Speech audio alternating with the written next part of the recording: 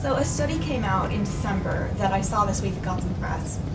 And the headlines were something like, autistic children are more likely to be abused. You all probably know this, it's not new. If you work in the field of disability, you should know that disabled people are disproportionately likely to be targets of violence. I was looking at the study, it said something a little bit different. The study looked at referrals to a child abuse hotline, and it found that autistic kids were 2.5 times more likely to have been reported to this hotline because someone suspected they were being abused. And these were only the cases that were reported. The abuse of disabled children so often is unreported. It is hidden, it is ignored, it is explained away. I found something else in this study, and it wasn't the headline, and it didn't make the press release, but I found out that autistic children were more likely to be referred to the hotline, but the abuse of autistic children was much less likely to be investigated. 90% of reports of non-autistic children being abused were investigated. For autistic children, 60%. 6 times out of 10, someone followed up. 4 times out of 10, no one checked to make sure the child was safe. Out of every 5 reports of an autistic child being abused, they threw out 2. It's been shown in study after study that kids with disabilities are more likely to be abused at home. But the people who are tasked with responding to and preventing abuse threw out 2 reports out of 5. What was the takeaway from this study? Every article I read included the senior investigator's thoughts on what makes autistic children vulnerable to abuse. And at the top of the list every time, the presence of challenging behaviors. The presence of challenging behaviors. I want to make it really clear, child abuse is not the behavior he's talking about. He's not talking about the behavior of the perpetrator. The behavior that presents a challenge, the behavior that heightens the risk of abuse, he says, is the child's behavior. The researcher was asked, what makes autistic children vulnerable to abuse? And his first thought was, it's the way they act. The way they act makes people hurt them. 2 out of 5 reports got thrown away. We don't know what happened to those kids. No one checked.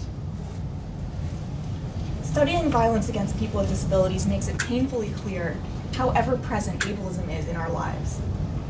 Ableism keeps safety and justice out of our reach. Ableism makes abusers think they have permission to hurt us. When we are hurt, ableism makes it less likely that anyone will intervene. If we look for help, ableism makes it less likely that we will be believed. So ableism allows abuse to escalate. Sometimes that kills us. Many of the people we mourn today were killed after months or years of abuse. Sometimes that abuse was reported, but investigators believed the abuser's story. Sometimes there was a report, and the report was thrown out. And sometimes there was no report at all, but there were witnesses who knew and did nothing.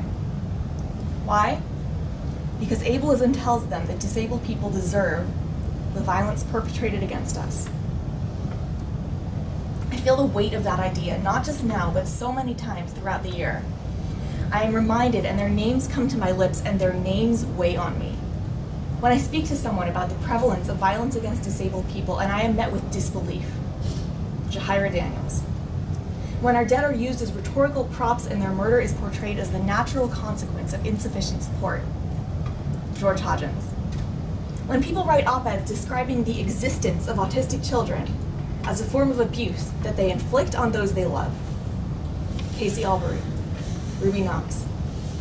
When prosecutors are so horrified by the idea of living with a disabled relative that they stop doing their job and instead fill courtrooms with sympathy and praise for murderers. Ben Clarence, Max Clarence, Olivia Clarence. When judges tell perpetrators that the years they spent caring for their child constituted a sort of pre-punishment for the decision to take that child's life. Gwen Freeney. As if by parenting someone they earned the right to murder them. Courtney Liltz. When I see another article, and I know we have to add another name to the list. When I talk about our dead, I feel the weight of the ableism that ended their lives and that in so many cases defines how they are remembered. I feel the weight of 1,200 names, some that come to me in odd moments, some that I used to know and I forgot, and some that are strangers' names because the list has grown so long. I feel the weight of my grief and the grief of my community. Do you feel that? Has something heavy built up in you the way it has in me? In the Jewish tradition, we leave pebbles, rocks, on graves instead of flowers. Theories vary as to why. One thought is that the rocks last longer. They show that someone is remembered. They mark a community's respect for someone who has died. In ancient times, piles of stones were used as grave markers, with everyone who passed leaving another stone to build the marker higher. I worry about what kind of marker we can leave for the people our community has lost. Each of these names that we carry from year to year represents a world of possibility ended by violence. What can we give them after so profound a loss? If we set aside one day to remember each of these people, it would take us more than 3 years to accomplish this. If we took 1 minute of silence for each of them, we wouldn't speak until tomorrow afternoon. And I couldn't carry enough rocks to lay on all their graves. But I think about the image of that pile of stones rising as everyone adds their little pebble. Each time we say someone's name, each time we return to honor their memory, we build something higher.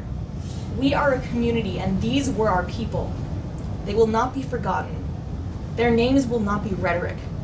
They were people, and their lives were worth living, and we miss them. It matters that we say it. It matters that we say it together. Our words pile up on each other and build monuments for our dead. There's something else about leaving rocks on graves, about processing grief, about putting down a weight. When you remember someone you've lost, you can pick up a pebble, carry it with you until you can visit their grave and lay it down. There is a weight on all of us that accumulates over the year that comes from the ableism we experience and witness, from knowing that hate and dehumanization live so close to us. It builds up in us. Our grief for those we have lost builds up in us. We feel like we are carrying a weight of stones to put on graves, more than we can lift. We feel like we are pushing a boulder uphill. I hope you can put something down today. I hope that being here can help you in some of the ways that it helps me.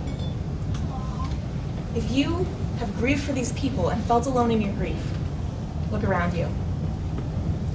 If you've read defense after defense of people who murdered disabled relatives and felt alone in your anger, look around you. Here and around the world, hundreds of people are gathered today to commemorate our dead, to mourn them and affirm the importance of their lives. We need to leave evidence that they lived, that they mattered. We need to say that we remember them. We struggle with something, but we are carrying something that has a weight to it. We struggle with the weight of grief and the duty to remember. We struggle with the burden of ableism and with the work of ending it.